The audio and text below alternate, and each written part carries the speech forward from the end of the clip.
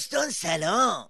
آقا من مجبورم بازم کت موشکافیمو در بیارم و برم تو نخ گزارش مسابقات بوکس بین سیدعلی پورمن و اکبر فریزر.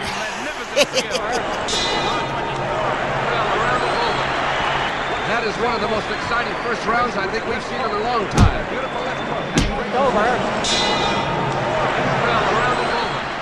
خب حالا دور جدید مسابقات بوکسینگ در رأس نظام در حال شروع شده که کوسه فکر میکنه بعد از ژنت یه چیزی تو مایه بوکسرهای دوپینگ کرده است.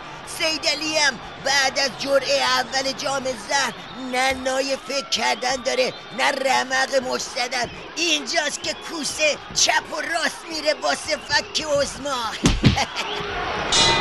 ما نه به غنیسازی نیازی داریم، نه به سوریه و نه به عراق. بسیجم در انحصار هیچ گروه و حزبی نیست، ملک تلق کسی نیست. اینطور که پیداست کوسه خیز ناک اوت کردن عظما رو برداشته. آخه وقتی نیش ما رو بکشی فرقش با تناب چیه؟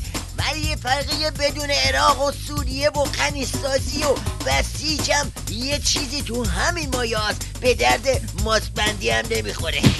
تازه این مشتایی که دیدید به نسبت این آپرکات هیچه.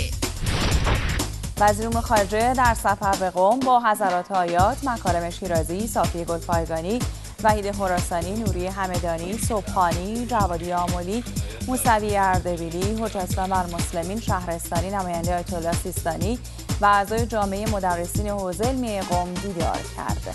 آقای ظریف در این دیدارها درباره توافق اخیر هسته‌ای در ژنو گزارش داد و رویکرد سیاست خارجی دولت 11 را تشریح کرد. مراجع اعزام تقلید هم با تشکر و حمایت از تلاش‌های تیم مذاکره کننده هسته‌ای بر ضرورت استمرار این تلاش‌ها برای خنثی‌سازی توطئه‌های دشمنان و حفاظت از حقوق و منافع ملت ایران تأکید کردند. اینم از مراجع افقی و علمای اعلام جام زهری. کوسه ظریف و از زیر دست و پای 5 به علاوه 1 کشید بیرون. بعد مثل توپ ماهوتی سوتش کرد تو قم تا با یه قبضه شطوری جماعت فسیلا رو خراب کنه رو عمامه سیدعلی. ببین کار به کجا کشیده که کار ناصر مکار شیرازی هم به قمیش قهرمانانه کشیده شده. آیت الله مکارم شیرازی ضمن اعلام حمایت از مذاکرات هسته‌ای و رویکرد دولت در این زمینه بر تلاش و رایزنی وزارت امور خارجه با کشورهای مختلف به ویژه کشورهای اسلامی برای همکاری‌های بیشتر تأکید کرده. آهای ایها الناس شاهد باشی، هنوز یه هفته از ژنو نگذشته یارکشی کوسه واسه نمدمالی عظما شروع شده. زهری که یه جرعش اینجوری تا فیا خالدون عظما رو سوزونده. ببین وقتی به 2-3 پیمونه بکشه چی میشه.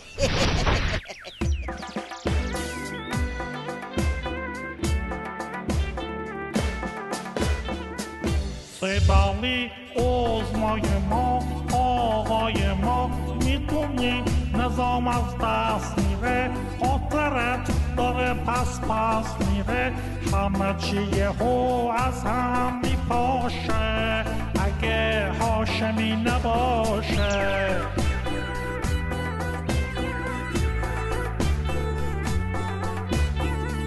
خفه شو ای فتنه‌گر کوسه گر، فکر نکن شدی شیخ اصلاحات، زر نزن مثل نقل و نبات، مگه میذارم جامو بگیری خودت زودتر میمیری.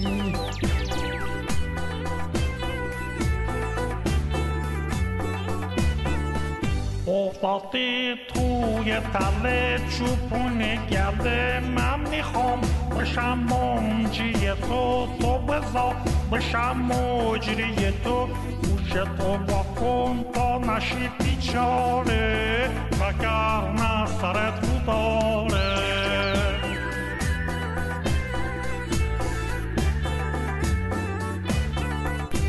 مگه من مثل راهلم که میدی هلم تو میخوای جام زهر بخورم سرمو با دستم ببرم کور خودی بابا برو پی کاره بکن فکر حال زاره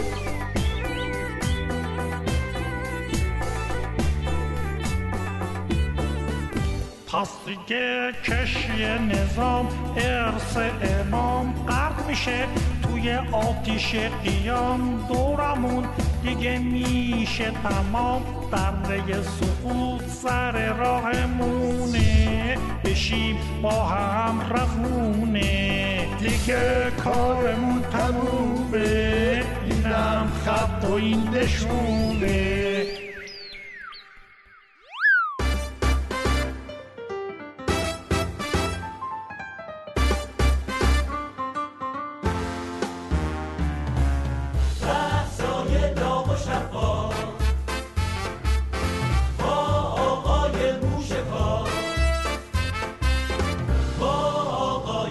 موشکار